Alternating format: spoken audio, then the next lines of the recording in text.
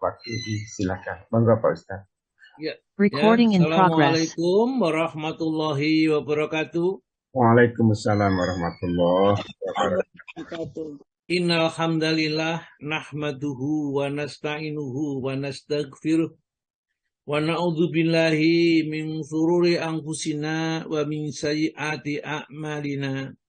May yahdihillahu fala mudhillalah wa may yudlil fala hadiyalah.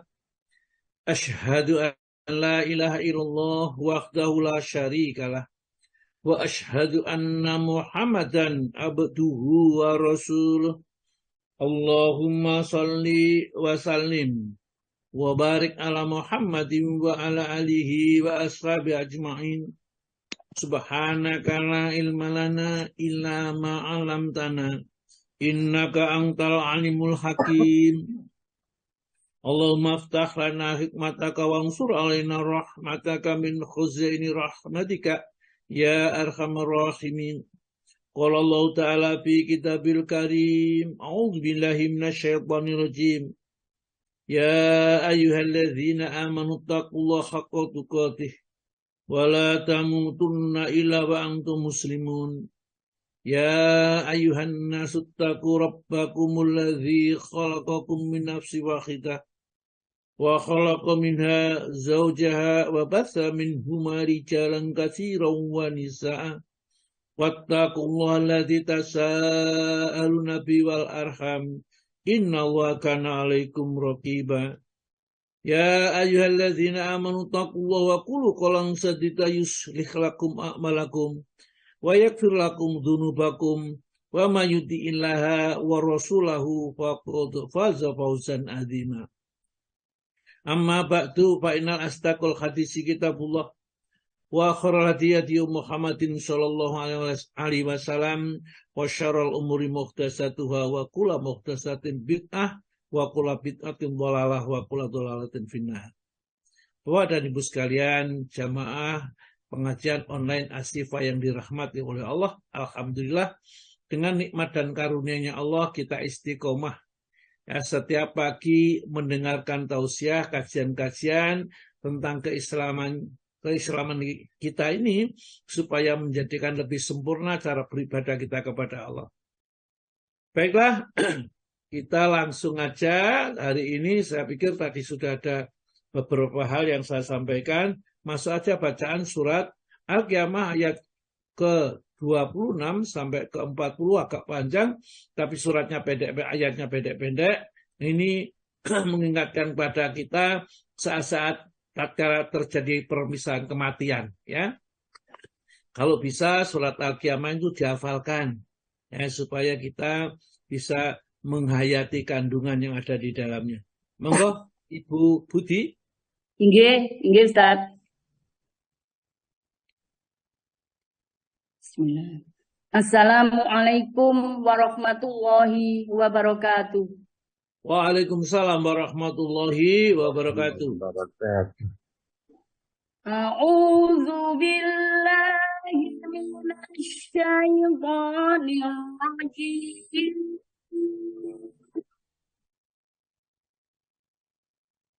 Kalla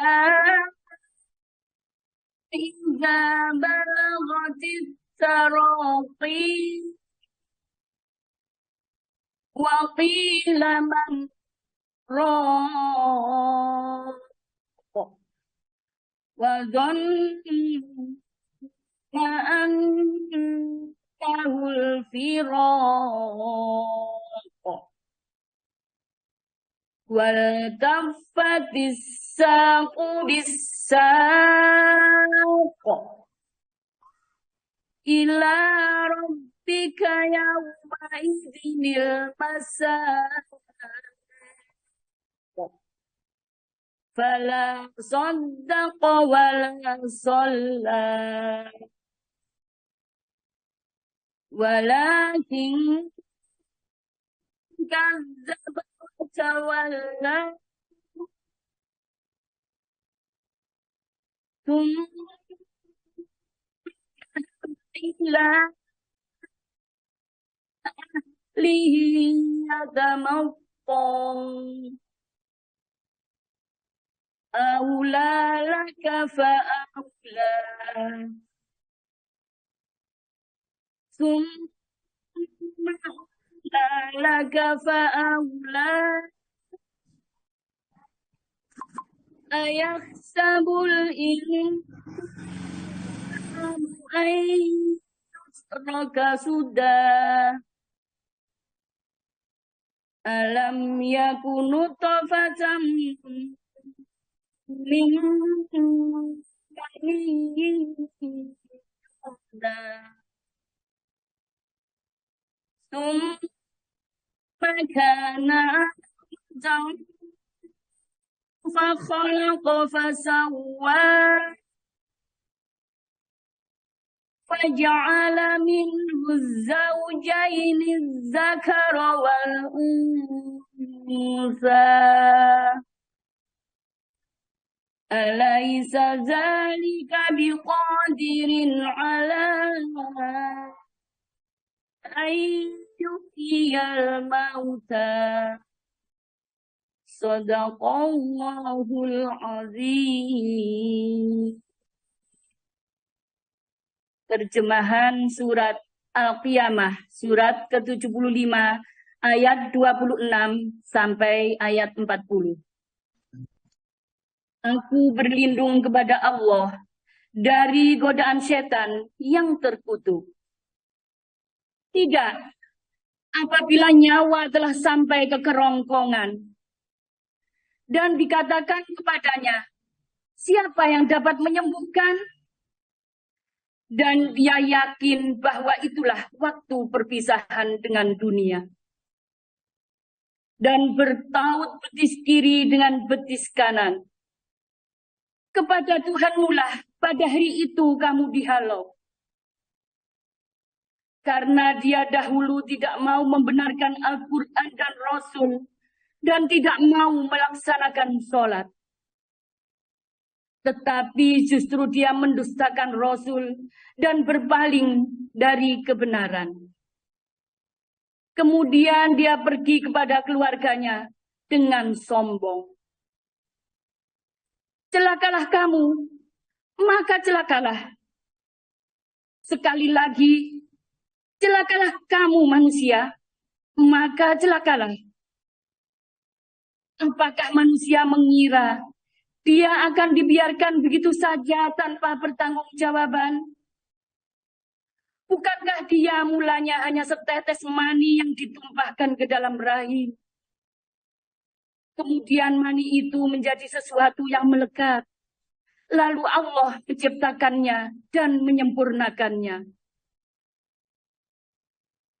Lalu dia menjadikan darinya sepasang laki-laki dan perempuan. Bukankah Allah yang berbuat demikian berkuasa pula menghidupkan orang mati? Maha benar Allah dengan segala firman-Nya. Dialah yang Maha Agung. Assalamualaikum warahmatullahi wabarakatuh. Luar biasa sekali, alhamdulillah. Matur nuwun Ustaz. Terima kasih Bu Ari, ya bacaannya luar biasa. Meskipun tadi agak tersendat-sendat karena sinyalnya kok di tempat saya kelihatannya agak putus-putus sedikit untuk bacaan Quran. Tapi terjemahnya tidak, ya. Terjemahnya itu lancar sekali sinyalnya. Nah, ayat-ayat kelompok ayat itu mengingatkan kita kenapa kita masih mencintai dunia terus-menerus, lupa kepada kehidupan di mana kita nanti akan kembali, ya, kepada Allah. Kenapa tidak mencari bekal? Kita betul-betul dipacu dengan nasihat-nasihat yang sangat menggelitik ke dalam hati kita oleh Allah Subhanahu wa taala. Kalah, ya. Jangan demikian, jangan terlalu terus-menerus memikirkan dunia, tidak mempersiapkan kematian ini.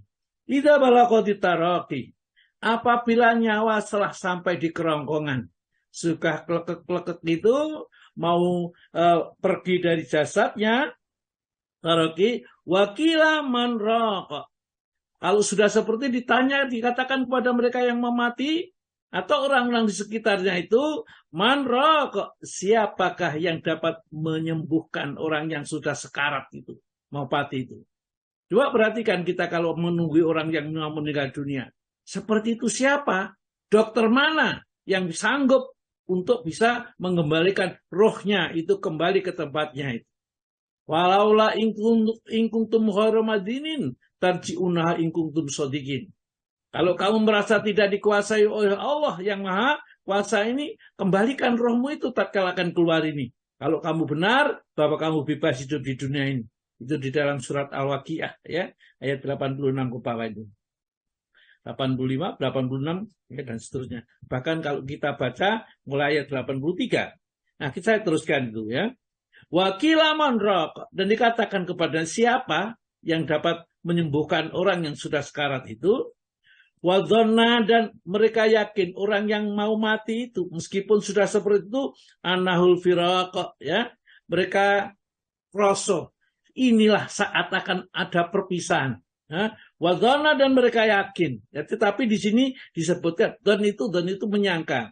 Anahu, sesungguhnya dia ini ya firaq akan segera berpisah dengan dunia. Jadi melihat anaknya, melihat istrinya, melihat hartanya, rumahnya yang baru dibangun, kendaraan bagus yang baru diberi, ya, tapi mereka nyatakan inilah saat perpisahan. Semuanya ditinggalkan, semua ditinggalkan, tidak ada yang dibawa. Sedih yang luar biasa karena amalnya ternyata sangat terbatas sekali. Ya. Amal yang dimilikinya untuk menghadap kepada Allah, dia tidak siap sama sekali. Watafatis saku bisa kok. Betis kanan dan betis kiri saling bertautan saking takut, kecet-kecet itulah. Betis kanan, betis kiri saking bertaut-tautan melihat saat-saat rohnya mau dibawa oleh malaikat, malakul maut ini. Karena malaikat itu sudah diperintahkan tidak akan menunda-nunda waktunya itu. Ila rabbika yaumaidinil masaq, ya, kepada Rabbmu pada hari ini kau dihalau. Ayo, ya, dicabut rohnya, dibawa naik, terbang oleh malaikat Jibril dengan kecepatannya fi yaumin kana miqdaruhu khamsina alf sanah, ya, yang kecepatannya 50.000 tahun, ya, kecepatan terbang malaikat membawa roh ini. Dibawa kepada Rabb, kemudian ditulislah dia nanti apakah di dalam Iliyin atau di dalam Sijin. Orang-orang yang durhaka ditulis di dalam kitab Sijin, kitab-kitab orang durhaka yang calon masuk neraka nanti di akhirat, dan orang-orang yang berbakti innal abrara lafi naim, ya, orang yang berbakti kitab catatannya di dalam Iliyin. Wa ma adraka ma Iliyun, apakah Iliyun itu? Kitabun marqum yasadul muqarrabun, kitab yang tertulis yang disaksikan oleh para malaikat yang dekat, ya. Celakanya orang yang mau mati di sini disebutkan fala saddaqa, dia tidak pernah membenarkan tentang keesaan Allah, ajarannya Nabi, ya. Wala sholat, dan tentunya mereka tidak mau mengerjakan sholat karena sholat itu yang memerintahkan Allah, yang mencontohkan Nabi, ya. Walakin, bahkan akan tetapi sebenarnya bahkan kadzdzaba, dia mendustakan, ya, Al-Quran yang diturunkan oleh Allah. Ya, dia tidak percaya bahwa itu wahyu dari Allah. Watawala, dan dia berpaling dari ajaran yang ada di dalam Al-Quran ini. Ya. Setelah itu dia merasa hebat. Tsumma dzaba ila ahli yanaratto, ya. Kemudian dia kembali kepada keluarganya, teman-temannya, yatamatta, ya, dengan sombong sekali. Bahwa dia merasa ini Abu Jahal, ya, Abu Lahab dan teman-temannya itu merasa hebat karena dia sudah bisa mendebat Nabi, ya. Nanti terjadi kematian akan menyesal seperti ini. Aulalaka, celakalah bagimu, wahai orang-orang kafir yang mendustakan, yang berpaling dari Al-Quran itu. Fa'alaka, dan celakalah kamu, 2 kali celaka. Ini disebutkan di Allah Ta'ala itu. Summa, kemudian aulah, celaka, ya. Laka untuk kamu wahai orang-orang kafir, fa'aulah, maka celakanya 4 kali celaka. Tatkala taksi cabut ruhnya, tatkala dikuburkan di padang mahsyar, tatkala ditimbang amalnya, dan celakalah kita tatkala besok lewat sirat, mereka tidak akan bisa melewati sirat dengan selamat, ya. Ayah sabul insanu, apakah manusia menyangka, ya? Ayah sabul insanu, apakah manusia menyangka ayutroka sudah mereka dibiarkan begitu saja tanpa pertanggungjawaban, dulu mencuri, dulu berjudi, berbuat jahat, merampok dan lain-lainnya, apa kira-kira nggak ada balasan? Oh, salah besar kalau mereka menganggap itu dibiarkan saja begitu itu. Ya. Perhatikan bahwa Allah Ta'ala sudah membuat manusia itu bertahap. Alam, ya, alam yakun nutfatan min maniyyin yumna. Bukanlah dia asalnya dia nutfah, ya. Setetes air mani maniyyin yumna yang ditumpahkan, ya, dari seorang laki-laki kepada rahim seorang wanita, ya. Alam lakum nutfatan min maniyyin yumna, cuma karena alaqatan, kemudian setelah ditumpahkan jadilah alaqah, ya. Ya. Wa khalaqa, benar alaqah itu diciptakan oleh Allah, fasawwa, dan disempurnakan kejadian menjadi bayi lahir di dunia menjadi kita semua ini. Dan apakah seperti itu dibiarkan saja, diberi nikmat, kemudian dia berbuat jahat, dibiarkan saja? Tentu tidak, ya. Dan perhatikanlah manusia ini. Faja'ala minut zakara, minut zauzaini dzakara wal unsa. Dan Allah telah menjadikan, ya, kepadanya itu pasangan-pasangan laki-laki dan perempuan.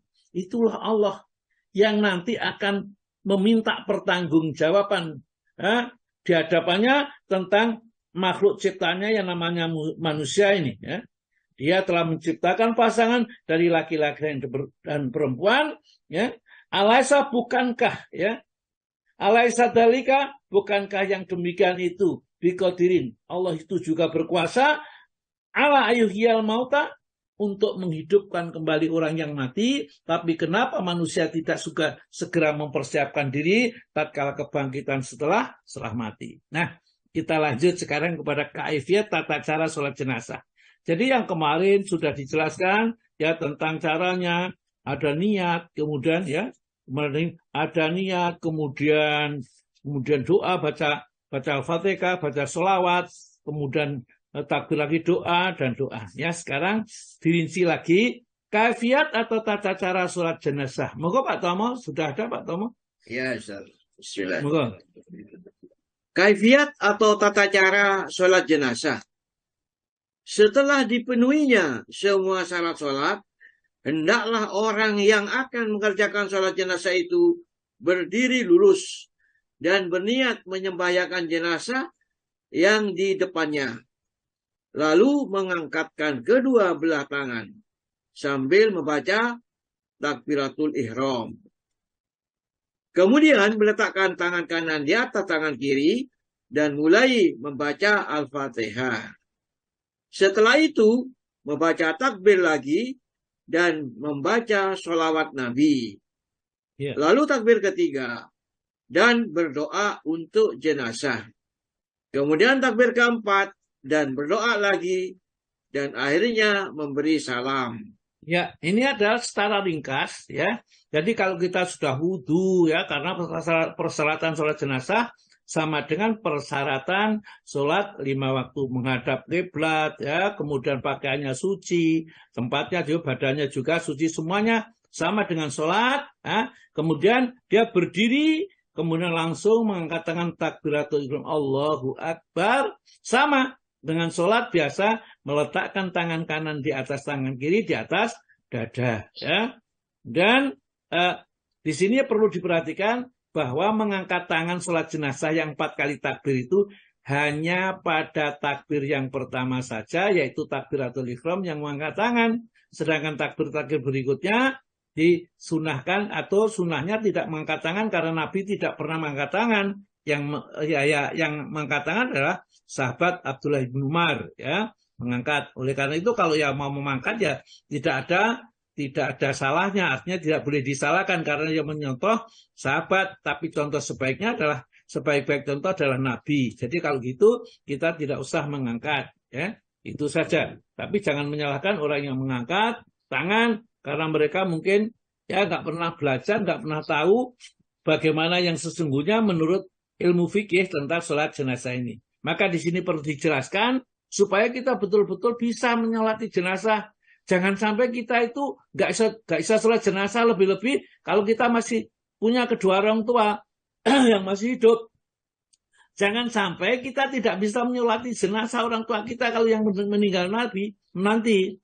Ya, tidak ada kebanggaan seorang tua ini kalau sudah meninggal melebihi dari anaknya sendiri yang menjadi imam sholat jenazah, ya, bukan orang lain. Itu senang, ya. Ya, tempat berdirinya imam terhadap mayat pria dan wanita. Monggo, Pak. Tempat berdirinya imam terhadap mayat pria dan wanita. Menurut sunnah, hendaklah imam itu berdiri setentang kepala jenazah laki-laki dan setentang pinggang perempuan. Berdasarkan hadis dari Anas. Ya, sebentar, Pak. Ya, jadi kita ingat ini, ya, saya dulu pernah mengingatkan Pak Mudin ini yang meninggal dunia itu perempuan, sholatnya setentang dengan kepala. Saya ingatkan, ya, Pak Mudin ini perempuan yang meninggal, sebaiknya imamnya itu setentang dengan bangkean itu atau perutnya itu, ya, agak ke bawah sedikit, ya tengah-tengah itu, tengah jenazah. Marah dia, ya. Sudah kalau gitu kamu aja jadi imam. Ya, sudah, saya sudah nggak usah gegeran. Nah, ini mau nyembayangi jenazah hanya gara-gara mengingatkan sesuatu yang benar, orang itu tersinggung. Padahal sudah saya hati-hati mengingatkan ini, ya. Ya, inilah kita berhadapan dengan orang jahil, jangan ikut-ikut jahil. Ya, Al-Quran mengingatkan wa idza khotabahumul jahiluna qalu salaman. Kalau ada orang jahil mengatakan sesuatu yang tidak mengenakan kita tetap mengutarakan kata-kata yang mendatangkan keselamatan. Qalu salaman. Ya, jadi tempatnya untuk laki-laki itu adalah kalau yang mati itu laki-laki itu setentang dengan kepala. Kemudian kalau perempuan setentang dengan perutnya, ini hadisnya. Moga Pak dibaca. Berdasarkan hadis dari Anas radhiyallahu anhu yang artinya bahwa ia, yakni Anas, menyembayangkan jenazah laki-laki, maka ia berdiri dekat kepalanya. Setelah jenazah itu diangkat, lalu dibawa jenazah wanita, maka disalatkannya pula dengan berdiri dekat pinggangnya.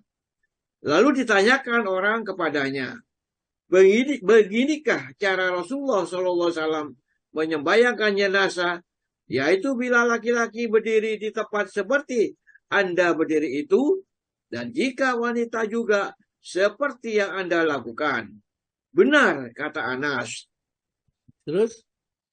Dan ini dilakukan oleh Imam Ahmad, Abu Dawud, Ibnu Majah, juga Tirmidzi, menyatakan hadis hasan. Maka berkata Tawawi, cara seperti inilah yang lebih kami sukai, karena dikuatkan oleh bukti-bukti yang telah kami riwayatkan dari Nabi SAW. Ya, jadi nanti bapak-bapak ini dari Asifah jangan sampai ada yang tidak berani jadi imam. Jadi dari imam sama saya mengerti ini yang meninggal laki-laki atau perempuan. Yang kalau perempuan di sini tempatnya jadi berdirinya imam, kalau laki-laki tempatnya berdirinya di sini ada sentang kepala, yang satu sentang dengan pinggulnya. Kalau perempuan, bacanya tadi sama. Ya, setelah takbir pertama membaca suratul Fatihah, kemudian takbir kedua, kemudian membaca sholawat yang diajarkan oleh Nabi. Allahumma sholli ala Muhammad wa ala ali Muhammad kama sholaita ala Ibrahim wa ala Ibrahim innaka Hamidum Majid. Ya, apa dibablaskan lagi innaka Hamidum Majidnya, yang terakhir juga tidak masalah, ya. Wa barik ala Muhammad wa ala ali Muhammad kama barakta ala Ibrahim wa ala Ibrahim innaka Hamidum Majid. Kemudian takbir lagi, Allahu Akbar, ya. Kemudian berdoa, ya, nanti di soalnya ada Allahumma gfir lahu warhamhu wa'afihi wa'fu anhu. Tidak usah diubah domirnya. Jadi biasanya kita kalau yang mati itu perempuan itu Allahumma gfir laha warhamha wa'afihi wa'fu anha itu, ya. Tidak, ya. Nabi tidak pernah mengubah domir tatkala mensolati siapapun yang disolati. Karena domir atau kata ganti hu atau ha, yaitu di situ Nabi mengatakan hu artinya mayat atau jenazah, tidak laki-laki, tidak perempuan, tetap sama seperti itu. Ya, mensolatkan jenazah lebih dari satu, monggo Pak. Menyolatkan jenazah lebih dari satu, jika kebetulan ada beberapa mayat terdiri dari laki-laki atau wanita saja, hendaklah dibariskan satu persatu di antara imam dan kiblat, agar semuanya berada di depan imam. Dan hendaklah ia yang ditaruh di dekat imam itu yang lebih utama, Lalu mereka disolatkan bersama-sama sekaligus. Nah, jadi mungkin ada wanita, ada laki-laki, jadi tetap semua di depannya imam. Ya, hanya saja imam itu berdiri di paling depan, dekat seorang. Kalau laki-laki ya di setentang kepala. Kalau yang di depan itu perempuan, karena yang disolati perempuan sekian ya setentang dengan pinggulnya. Ya. Kemudian laki-laki, kemudian perempuan, anak-anak, kemudian perempuan seperti sholat berjamaah, sama kalau disolatkan bersama-sama. Namun boleh juga disolati laki-laki dulu, sudah selesai, baru perempuan dulu, baru nanti nyolatkan anak-anak. Itu juga tidak masalah ya. Kalau disolati sendiri-sendiri, yang penting kedudukan imam tersebut, kalau laki-laki berada di setengah kepala, kalau perempuan setengah dengan pinggulnya. Seandainya mayat, monggo Pak. Seandainya mayat-mayat itu terdiri dari laki-laki dan perempuan, boleh disolatkan golongan laki-laki saja dulu.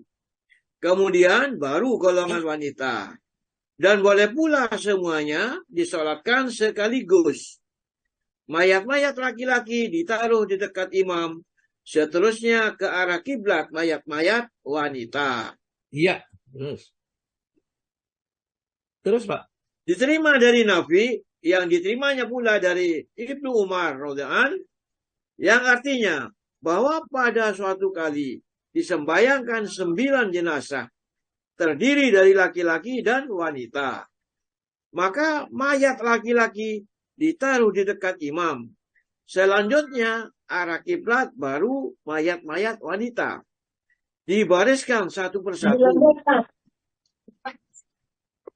Di antaranya ada mayat-mayat yang terdapat mayat Ummu Kulsum binti Ali, istri dari Umar.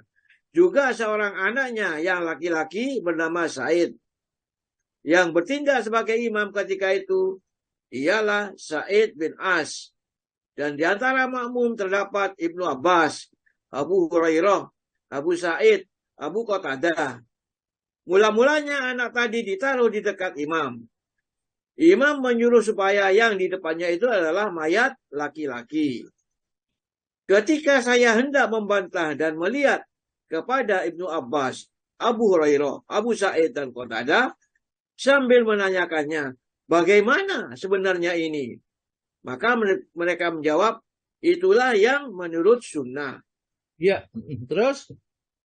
Pada hadis tersebut, terdapat petunjuk bahwa jika mayat anak laki-laki disolatkan bersama mayat wanita, yang ditaruh di dekat imam itu adalah mayat anak. Yang berikutnya baru wanita. Dan seandainya berkumpul mayat laki-laki, wanita, anak laki-laki, maka hendaklah anak laki-laki ditaruh setelah deretan mayat laki-laki. Nah, ini maksudnya sama dengan kita aturan sholat berjamaah. Kalau berjamaah itu laki-laki di depan, ya, dekat dengan imam. Kemudian baru anak-anak, ya, baru kemudian ibu-ibu, ya, atau wanita kalau sholat berjamaah. Demikian juga kalau sudah meninggal dunia, kalau ada laki-laki, ada anak-anak dan wanita, dan itu disolatkan bersama-sama, maka yang di depan, paling depan dekat dengan imam, yang di depan sendiri adalah mayat laki-laki, ya, baru anak-anak, kemudian baru wanita, ya. Inilah yang dikerjakan menurut sunnah. Sunnah membentuk 3 shaf dan meratakannya. Disunahkan bagi orang-orang yang menyolatkan jenazah itu membentuk 3 shaf dan berbaris lurus. Berdasarkan apa yang diriwayatkan oleh Malik bin Hubairah, bahwa ia mendengar Rasulullah SAW bersabda, tidak seorang mukmin pun yang meninggal kemudian disolatkan oleh umat Islam yang banyaknya sampai 3 shaf, kecuali akan diampuni dosanya. Oleh sebab itu Malik bin Hubairah selalu berusaha membentuk 3 shaf jika jumlahnya orang yang sholat jenazah itu tidak banyak.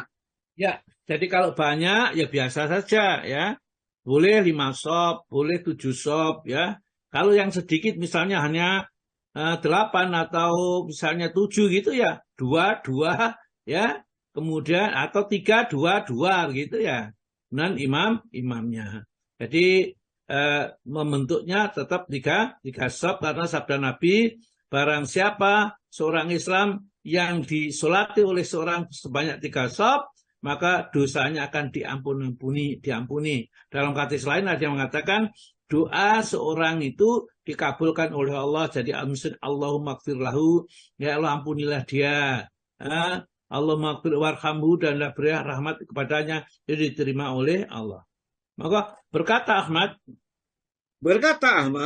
lebih baik jika jumlah pengikutnya sedikit, membagi mereka atas 3 shaf. Ya. Mereka bertanya, jika jumlah mereka hanya 4 orang, bagaimana cara mengaturnya? Maka ujarnya, dijadikan 2 shaf saja.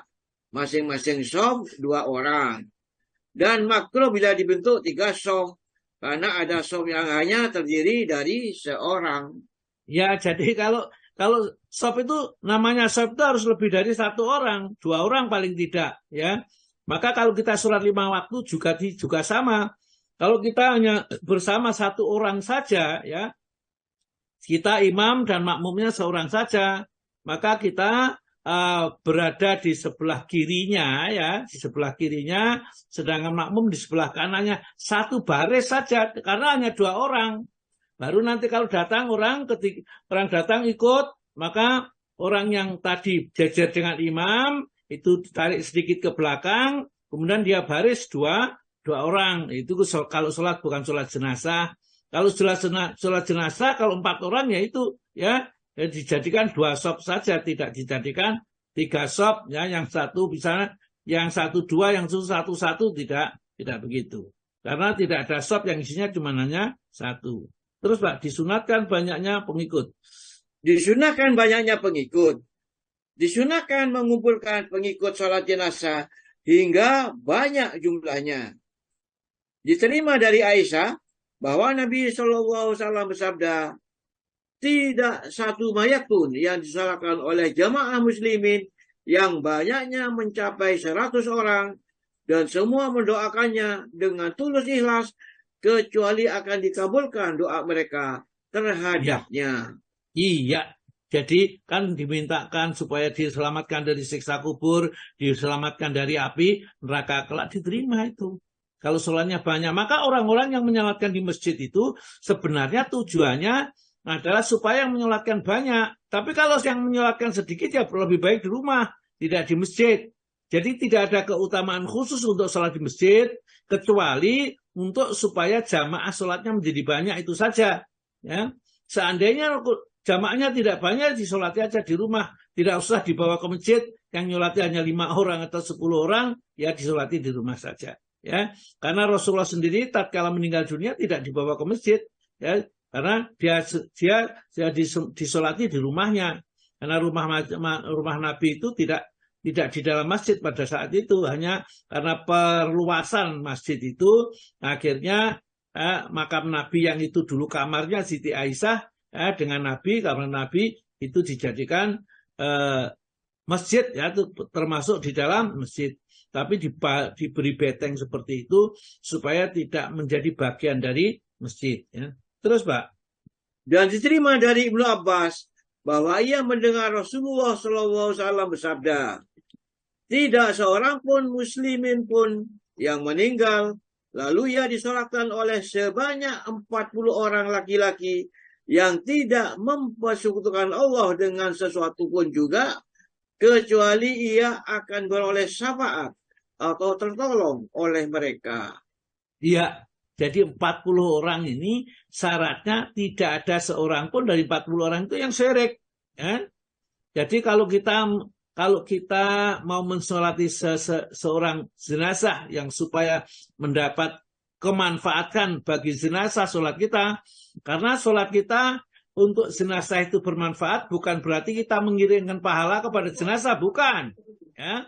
Bahwa itu kewajiban yang hidup kepada jenazah. Manfaat enggak? Ya jelas bermanfaat. Karena perintah Rasul. Ya. Yang jelas ini bukan model kirim pahala kepada orang yang sudah meninggal dunia. Karena isinya adalah doa. Nah, doa itu mohon kepada Allah supaya orang yang meninggal di dunia itu diampuni dosanya, ya, diberi rahmat, ya, diluaskan kuburnya dan seterusnya. Ini nanti kita akan membicarakan juga beberapa doa yang dibaca oleh Nabi dan itu boleh kita baca di takbir yang setelah takbir ketiga, ya. Itu atau kita dalam satu riwayat yang lain boleh mulai takbir pertama kemudian setelah baca Al-Fatihah doa. Kedua, setelah sholawat doa. Yang ketiga, doa khusus. Yang keempat, yang terakhir juga doa dulu baru salam boleh. Jadi ada beberapa metode atau beberapa tata cara sholat jenazah yang dikerjakan oleh para sahabat. Tentunya para sahabat yang tidak diingkari perbuatannya dengan sahabat yang lain, itu adalah bentuk sunnah. Ya. Orang yang ketinggalan, monggo Pak. Orang yang ketinggalan dalam sholat jenazah. Orang yang ketinggalan membaca takbir dalam sholat jenazah disunahkan untuk mengqadanya secara berturut-turut. Dan seandainya tidak diqadanya, maka tidak menjadi apa. Dan menurut Ibnu Umar, Hasan, Ayub, Syaikhidaini, dan Auza'i, tidak perlu ia mengqadha takbir yang luput, tetapi terus memberi salam bersama imam. Dan berkata Ahmad, jika tidak diqadha, tidak apa-apa. Jadi ini kadang-kadang kita sholat jenazah, tetapi kita datang terlambat. Ya, si imam sana sudah takbir 2 kali, kita baru takbir sekali, 2 kali. Boleh kita qadha, yang 2 kali itu kita takbir dengan 4 kali, baru setelah itu salam. Atau tidak usah juga salam langsung bersama-sama dengan imam, itu tidak jadi masalah. Ya. Jadi tidak seperti sholat 5 waktu harus menyempurnakan rokaatnya, itu tidak seperti itu. Pengarang buku Al-Mughni, monggo Pak. Pengarang buku Al-Mughni menguatkan pendapat ini. Katanya, ucapan Ibnu Umar menjadi alasan kita, sedang tidak ada kedengaran di antara para sahabat yang menentangnya. Dan telah diriwayatkan dari Aisyah katanya, ya Rasulullah, saya ikut menyolatkan jenazah, tetapi kadang-kadang tidak kedengaran olehku takbir. Maka ujar Nabi SAW, jika kedengaran, ikutilah takbir. Dan jika tidak, maka tidak usah mengqadhanya. Ya, itulah dasar-dasar yang disampaikan bahwa kalau jika dengar takbir, ya ikuti takbir. Kalau nggak dengar, ya sudah, ya nggak usah mengqadhakan. Mengqadhakannya sudah, ya. Begitu imam salam, kita ikut salam. Terus, monggo Pak. Keterangan tersebut tegas maksudnya. Apalagi ia merupakan takbir yang berturut-turut, sehingga tidak wajib mengerjakan mana-mana yang ketinggalan seperti takbir-takbir sholat id. Ya, Mayat yang disolatkan dan yang tidak. Para fuqaha telah sepakat bahwa yang disolatkan itu ialah jenazah seorang muslim, baik laki-laki maupun wanita, kecil atau yang besar. Berkata Ibnu Munzir, para ulama telah ijma bahwa anak kecil bila diketahui hidup dalam istihlal, maksudnya ialah menangis, bersin, atau bergerak, membuktikan, maka hendaklah disembayangkan. Ya, jadi yang disembayangkan itu mayat yang orang muslim besar, kecil, wanita, perempuan, wanita, ya, laki-laki sama saja disolatkan semua. Orang kafir, ya, meskipun anak sendiri, bapaknya sendiri, kalau dia kafir tidak disolati dan tidak boleh disolati. Di samping itu tidak boleh dimakamkan campur dengan makam orang-orang muslim kalau dia kafir. Maka dari itu hati-hati, jangan ada di antara keluarga kita yang masih belum Islam. Ya. Karena secara hukum mereka sudah tidak boleh disolat, tidak boleh gak usah dimandikan, gak usah dikafani, ya, dimasukkan gitu ada. Ya sebagaimana bangkai, ya, tidak masalah. Terus Pak. Diterima dari Mughirah bin Syu'bah bahwa Nabi SAW bersabda, Orang yang berkendaraan hendaklah berada di belakang jenazah, sedang yang berjalan kaki di depannya, dekat kepalanya, sebelah kanan atau kirinya. Sedang anak yang keguguran juga disolatkan dan didoakan keampunan dan rahmat bagi kedua orang tuanya. Ya, terus Diriwayatkan oleh Imam Ahmad dan Abu Dawud. Yang berjalan kaki berjalan di belakang atau di depan, di sebelah kanan, di sebelah kiri, di dekatnya.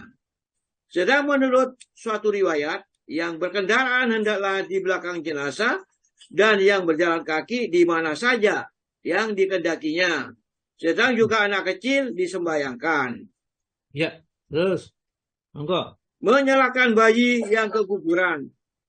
Bayi yang gugur, yang belum berumur 4 bulan, dalam kandungan tidaklah dimandikan dan disolatkan. Hanya dibalut dengan secarik kain, lalu ditanam. Ya, Atau jadi karena dikuburkan. belum ada rohnya, yang ada rohnya itu kalau sudah 40 hari, sudah ditiupkan roh, maka kalau dia lahir setelah 4 bulan dalam kandungan, maka hukumnya tetap sama. Jadi dimandikan, dikafani, disolati, dan dimakamkan seperti manusia-manusia yang sempurna. Monggo Pak, terus Jika telah berusia 4 bulan atau lebih dan menunjukkan ciri-ciri hidup, maka menurut kesepakatan fuqaha hendaklah dimandikan dan hendaklah disolatkan.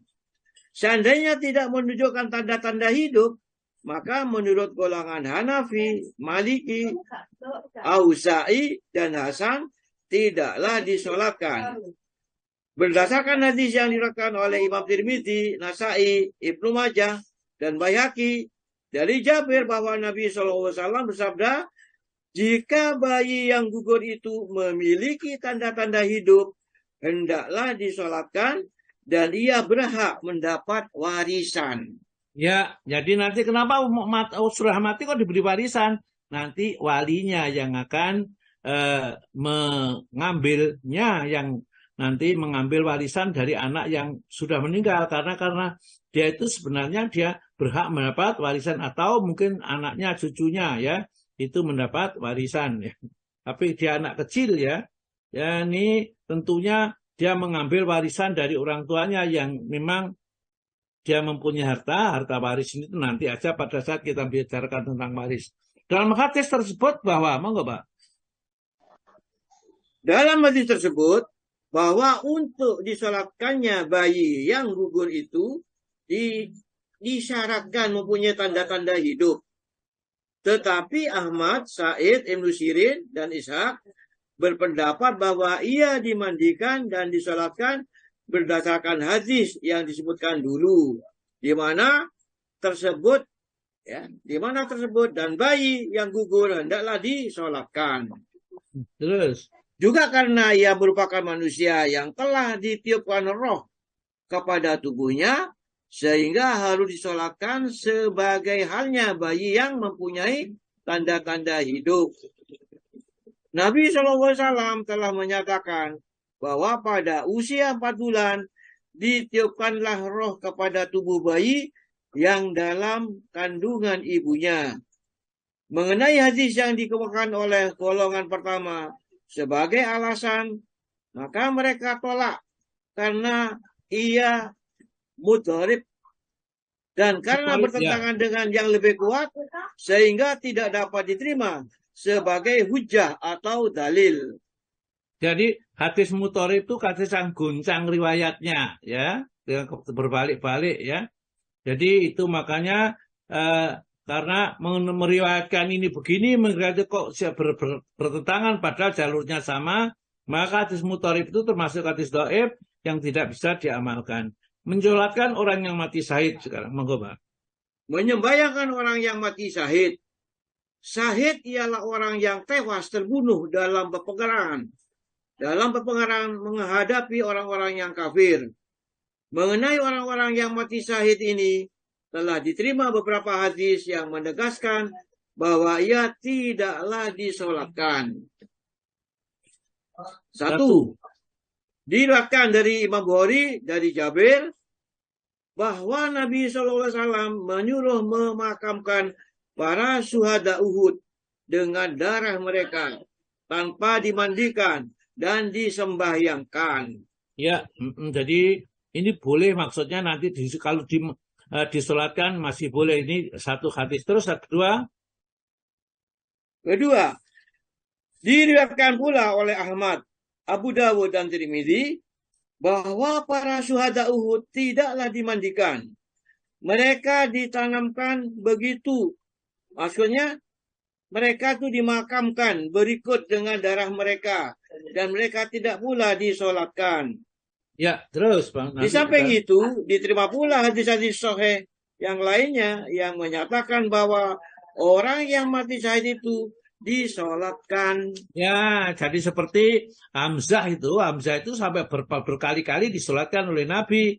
Jadi beberapa syuhada itu disolatkan, Hamzah itu paman Nabi masih tetap disolatkan di depan, kemudian diganti lagi yang lain dengan syuhada-syuhada lain, tapi Sayyidina Hamzah tetap disolatkan, sehingga disolatkan berkali-kali. Saking Rasulullah rasakan sedihnya, pamannya meninggal dunia dalam keadaan dicabik-cabik oleh Hindun itu, diambil jantungnya di kemah-kemah itu, ya seperti itu. Jadi kalau begitu apa? Syuhada itu boleh disolatkan karena ada para syuhada yang juga disolatkan.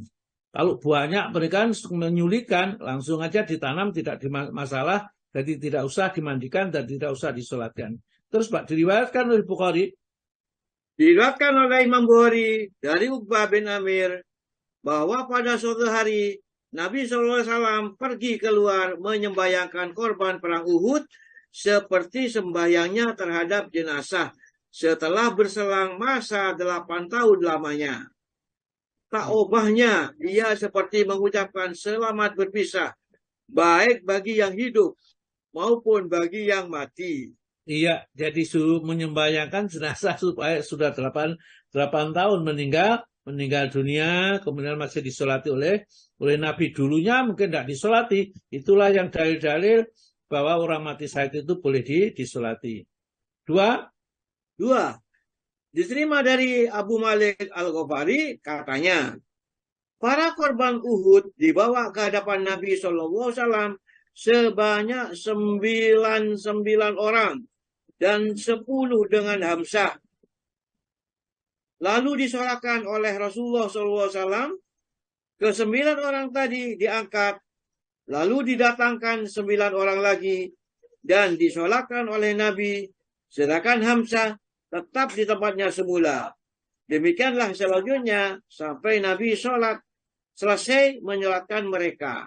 Jadi ini juga diambil kesimpulan oleh para ulama bahwa kita mensolat jenazah 2 kali tidak apa-apa. Jadi boleh. Jadi misalnya umpamanya kita sudah sholat di rumah, kemudian mayat dibawa ke masjid, kita mensolati lagi di sana juga tidak masalah. Karena pamannya Nabi Hamzah itu disolatkan berkali-kali bersama dengan syuhada-syuhada yang lain, ya. Ini.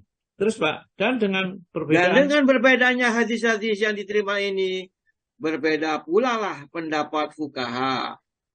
Di antara mereka ada yang berpegang dengan semua hadis tersebut, dan ada pula yang memperbandingkan satu dengan lainnya, dan mengamalkan yang lebih kuat. Ibnu Hazmin termasuk golongan pertama, yaitu berpegang dengan semua hadis. Maka ia membolehkan kedua hal, apakah akan disolatkan atau tidak. Katanya bila disolatkan baik, dan jika tidak, maka tidak jadi apa. Pendapat ini menurut suatu riwayat juga merupakan pendapat Ahmad dan dianggap benar oleh Ibnul Qayyim. Katanya, yang benar dalam masalah ini ialah bahwa seseorang diberi kesempatan untuk memilih apakah akan menyembayangkannya atau tidak, karena masing-masingnya mempunyai alasan. Ini juga menurut suatu berita dianut oleh Imam Ahmad dan memang lebih cocok dengan prinsip-prinsip mazhabnya.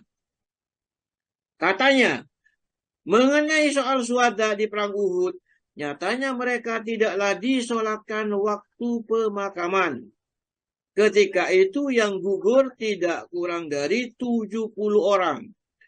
Maka jika disolatkan, tak mungkin, tak akan diketahui umum. Ya, terus mengenai hadis? Mengenai hadis Jabir bin Abdullah yang menerangkan bahwa mereka tidak disolatkan adalah hadis yang sah dan jelas maksudnya. Ayahanda dari Jabir yaitu Abdullah termasuk salah seorang korban waktu itu. Maka tentu saja ia lebih tahu tentang hal yang daripada orang yang lain. Ya, jadi itulah ya sementara yang kita pelajari ini kita lanjutkan nanti pada pertemuan berikutnya kita masuk pada orang-orang yang luka. Jadi saya berharap jamaah ini mempunyai bukunya ya, fikih sunnah ini. Karena kita paling tidak mempunyai fikih sunnah itu jilid 1 sampai jilid 4. Jilid 1, 2, 3, dan 4. Ini Pak Toma punya semuanya. 2, 3 itu punya. 1, 2, 3, 4. Yang 5 belum. Ya, Gak ketemu. Jadi nanti. Jadi saya cuma 1, 2, 3 Ustaz. Oh iya. Saya 1, 2, 3. Iya, jadi nanti yang 3 saya akan segera saya bahas. Jadi tentang masalah zakat ya. Zakat itu di buku jilid 3 ya. Oh, tapi sudah ada ini di sini juga tentang zakat Ustaz. Di buku iya, yang itu. Alhamdulillah. Jadi kita belajar dan memang ya harus fikih itu harus tahu karena fikih itu tata aturan ibadah yang harus kita kerjakan yang tidak mungkin kita mengambil dari Al-Quran semuanya. Tapi ada dasarnya mengikuti Nabi dari bagaimana Nabi mencontohkan kepada kita yang diperhatikan oleh para sahabat untuk melakukan misalnya merawat jenazah, memandikan, memakamkan, mendoakan dan doa-doa apa yang bisa kita panjatkan. Baiklah, saya pikir sampai di sini dulu untuk pertemuan ini. Barangkali ada yang ingin bertanya, monggo saya kembalikan kepada Pak Azwar. Monggo Pak Azwar.